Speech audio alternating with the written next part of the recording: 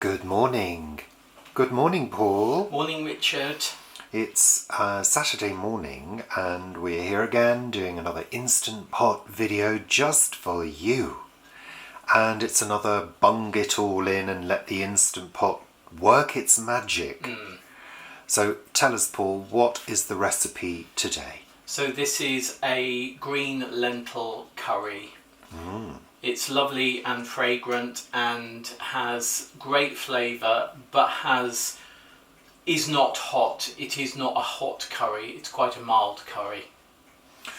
Okay, so, I'm sure there'll be quite a few curry lovers out there who are saying, well, you can't bung it all in. You've got to fry your spices and do all of that. No, we don't. No. We cheat. Simple. Okay, great. Well, without further ado, let's get on with it and have a look at the ingredients. Okay, Paul, what we got? Olive oil, garlic, ginger, which I've got in frozen blocks. You can use fresh if you want. Madras curry powder, Garam Masala, turmeric, cumin seeds, cardamom. Now this is the cardamom pod. I've taken the seeds out of the cardamom pod. We'll be doing that one in a minute. Onions, celery, carrots, some cut up quite small, some a bit more chunky. Vegetable bouillon powder if you want to use stock cubes, obviously please do. Some ground black pepper, some white miso, which is optional but I think it really adds depth. Green lentils, coconut milk, tin of tomatoes and water. Great, so the carrots you do in different sizes because some of them will break down and add to the thickness of the sauce. Absolutely, the smaller ones will break down. And the lentils have been washed. They've been washed, yeah, so they're slightly damp. Great, let's get on with putting this into the Instant Pot. Before we do, I just wanted to mention the miso. Is that like a paste, the miso? It's like a fermented bean paste. Well, it is a fermented bean paste. It's quite salty and I think it adds a nice background flavour. And with the cardamom pods, very often what people do is chuck a whole cardamom pod in. But really, certainly what I've done in recipes before is taken the tiny little seeds out and crushed them. Yeah, so this pod will be sliced and then I'll just take the seeds that are inside out. I won't crush them for this, they just go in whole, but separate. Cool, lovely. Okay, as we've said in other videos, there is an order to put things in to have success with the Instant Pot, to prevent it from sensing a burn on the bottom of the pan. So, okay, Paul, what are we going in with first? The olive oil. Olive oil, and usually what Paul does is rinses that out with about 50 ml of water and then adds that on top of the olive oil. Okay, great. So, onions and celery. All in. Just going to push them about. You're just spreading them a little bit so they're even. Yeah. Okay, you're going in with the carrots. Wow, look at the colour. I love a carrot. And again, spreading them out to make them even in like an even layer. So ginger and garlic. Make sure we get it all in. And our lentils. Lentils. Lovely lentils. Fiddly lentils. Are you going to spread those lentils about, or yeah? Spreading the lentils. You're being gentle with that. You're not patting them down or anything like that. And then going in with the herbs sprinkled across the top. All the spices. The spices, sorry. And then the miso. And the bouillon. Bouillon. And there's some black pepper. Did I say black pepper? Yeah, and ground black pepper. You're going with the tin of tomatoes now. Yeah. These have been roughly chopped just in the tin. If you want to get chopped tomatoes, do. Tin of coconut milk. Wow. Oh, amazing. Okay. And then finally the water And now. I'm just going to rinse out the tins. Yeah. Because you want every little last bit of the food that's in the tin, so part of the water, and you're pouring it sort of down the sides, Yeah. I noticed, Paul. Yeah, I try to do that. Only because that's what I do. Yeah. Well, you know, we're replicating what you normally do, and this is the rest of the water. Okay, that's the water in. Lovely. So it's important to say at this stage we do not stir anything. No. Nothing else happens, and we're ready to start the cooking process. By putting the lid on. So Paul's going to turn the machine on and pop the lid on.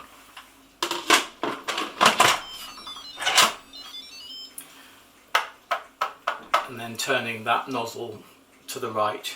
So that's the little valve at the top, which is turned all the way to the back, clockwise, and that means it's now sealed and it's time to select the cooking mode. Mm-hmm. So you're going to select pressure cook. It's already set to high pressure, I notice. Yep, there. And you're selecting how many minutes, Paul? Do 16 minutes. So I'm bringing it down from what was set last time, which I think was chickpeas. 16 minutes. And I'm taking the keep warm off as well. Keep warm off. The keep warm, you can keep that on if you're going to be serving this maybe, you know, half an hour after it's all cooked. But okay, so on means the process of coming up to pressure has started, and you heard that audible beep. How long do you think it's going to take to come up to pressure, Paul, this one? well, there's quite a lot in there, so I think it'll mostly take 20-25 minutes, something like that. Okay, and it does make a difference. We've said it before. If the contents are cold, it makes a difference. It's going to take longer. I don't know whether you watched the video we did on the mushroom risotto, I think it was, where you used the saute function at the beginning. That meant that the ingredients were actually hot, so it doesn't take as long to come up to pressure. And there was less volume in that as well. And there was a lot less volume. So this is quite a big dish. This is going to be for batch cooking. There's probably going to be like 8 portions, would you think, I Paul? think, yeah, 8-10 portions in there. Yeah. So it's going to take a little while. So we'll probably go off and have a coffee now. And we'll come back and have a look when it is cooked. Okay, so we're back in the kitchen and the cooking process has finished and the machine now says off. And just so you're aware, it took about 25 minutes to come up to pressure. Yeah. And then there was, as you saw, a 16-minute cooking time. So it is time to release the pressure. So let's swap around and show you that. We're going to do a manual pressure release. So as you can see there, that's the valve, and you probably noticed that silver valve as well. That's popped up, so that means the pressure is high in the machine. So once the pressure has been released, that silver valve will go down. And Paul's going to use a wooden spoon so we're not getting our hands near the hot steam. Yeah, and also with this valve being up, you can't take the lid off anyway. It's a security measure. Well, that's good to know.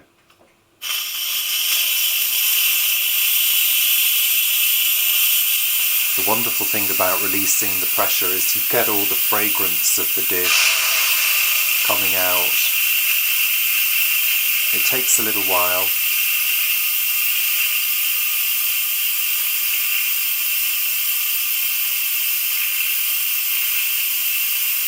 And the kitchen can get very steamy. So if you do have an extractor fan that works, then you might want to put it on. Ours unfortunately has broken. So the whole house will be filled with the fragrance of this dish. We do have the window open. Almost there.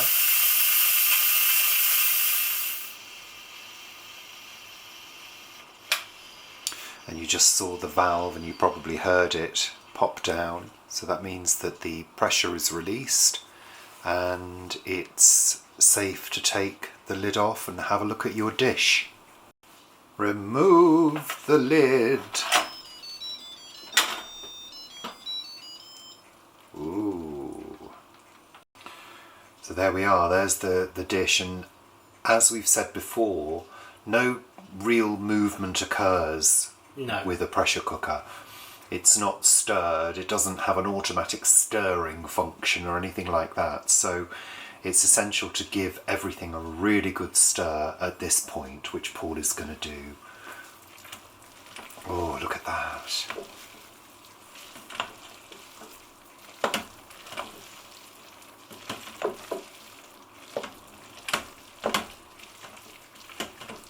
And as you can see, everything is very, very hot. Yeah. There's a lot of steam. And by doing this stirring, the lentils, which are obviously soft, some of those break down. Some of the carrots that are smaller bits will also sort of break down. And you can see it's a sort of lovely Thick sauce. Yeah. So that's about it. So I think the other reason there is a lot of steam is because it's a very cold day as well. So the temperature in the kitchen is quite low in comparison. So let's serve some up and have a look, and more importantly, have a taste. Okay, so Paul, serve the dish. Oh, look at that. Oh, gorgeous. That looks divine. Oh, can't wait to try it. Lovely. It is lunchtime after all, Paul. It's very hot. Well, it's just come out.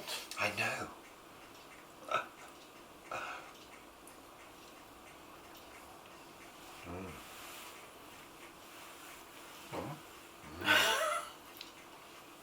I'm not allowed any. The lentils yield as you eat them. So they look quite firm, but they're actually quite soft. No, they are definitely soft. It's all well cooked. That's lovely. You say that with surprise. Well, I never have too high an expectation of anything in life. Now that is delicious, and you can taste that cardamom in the background. It's there, but it's not strong. It's very warm. It's got a lovely warm, deep flavour to it. The spices that we use mean that this is quite a warm, rather than the hot, not chilly hot. We don't like things that are too chilly hot. So yeah, this is really nice and warming. And of course you could have this with rice, you could have it with pitta, you could have it on a baked potato, that would be lovely as well.